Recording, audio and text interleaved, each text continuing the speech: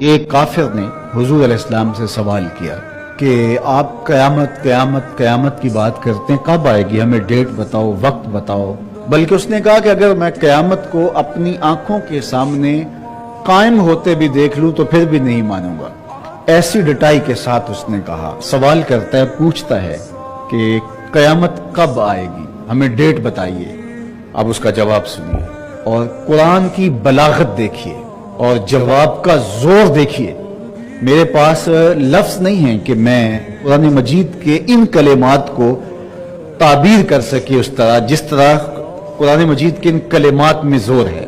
جب سوال کرتا ہے قیامت کا دن کب آئے گا، اب جواب سنیے، جب آنکھیں چندھیا جائیں گی، تمہاری آنکھوں میں طاقت نہیں ہوگی اس منظر کو دیکھنے کی۔